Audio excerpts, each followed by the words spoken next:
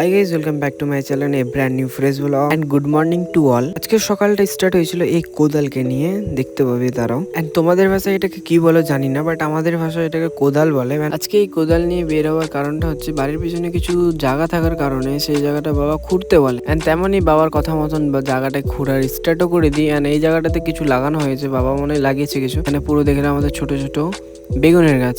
কিছুটা খোঁড়ার পরে দেখো আমার হালত পুরো খারাপ হয়ে গেছে। এন্ড হাফটা খোঁড়া হয়েছিল এন্ড এইটুকুটা জায়গা আর হাফটার মতন বাকি ছিল। এন্ড 90s এর লোকরা কি বলতো জানো, মাটি খোঁড়া এটা কোনো কাজ না, এটা পানিশমেন্ট। যারা বাবার কাছে কিছু উল্টা পুল্টা করতো তাদের একটা পানিশমেন্ট। তারপরেই চলে যায় একটা আমাদের পাশের বাড়ির কাকুরদের বাড়িতে। তাদের বাড়িতে একটা মৌমাছির ছাদ লাগছিল, সেই ছাদটাকে তাড়াতাড়ি করে ভাঙার জন্য। কারণ এই ছাদটা বড় হয়ে যেতে গেলে রাস্তাঘাটে চলাচলের প্রবলেম হবে তাই।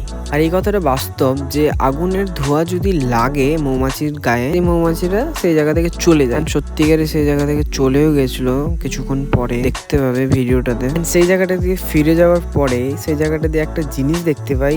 এটা হচ্ছে কি বলতো, সত্যি বলতে এটা আমিও জানি। দেখতে অনেকটা গিরগিটির মতন, বাট তোমরা যদি জেনে থাকো কমেন্টে জানিও। তারপরে চলে যায় আমরা ভাইকে নিয়ে একটু ঘোরাঘুরি করতে রাস্তাঘাটে। পরে চলে যাচ্ছিলাম সন্ধ্যাবেলা একটু স্ট্যান্ডের দিকে। আর একটা কাণ্ড ঘটে, এই যে দেখতে পাচ্ছি মানুষটা অনাশয়ে ভটকা ফাটছে, তার পাশে দাঁড়িয়ে থাকতো। প্লিজ এগুলো কেউ ভটকা ফাটানোর সময় সামনে থেকো না, কিছু হতেই পারে তাই না, তো প্লিজ। এন্ড এই দোকানটা থেকে ছোটবেলাকার কথা মনে পড়ে গেল। পরে চলে যাই আমাদের পাশের কালী মণ্ডপের কাছে। কালী ঠাকুর পুরো কমপ্লিট করে দিয়েছে, মা কালীর দর্শন করে। এন্ড হ্যাপি দিওয়ালি টু সবারই দিওয়ালি খুব ভালোভাবে কাটে, এটুকুটা উইশ করি। এন্ড তারপরে বাড়ি চলে আসি। আর বাড়ি চলে এসে দেখি মা রুটি করছে। এন্ড রুটির ক্লিপটা আজকে ভালোভাবে নেওয়ার ট্রাই করেছিলাম। মা রুটিগুলোকে কত সুন্দর ফুলায় তাই না। আমরা রুটি ফুলালে কিন্তু ফুলেই না, আমি হোস্টেলে যে রুটি ফুলাই করে ফুটেই না। তারপরে চলে এসেছিলাম একটু আমাদের নাইট ওয়ার্কে। আর একে তো স্টাইল মারতেই হয় গাইস, তোমরা তো জানোই। আজকের ভিডিওতে এতটুকুটাই, ভালো লেগে লাইক করে দিও। Thank you so much for watching, by.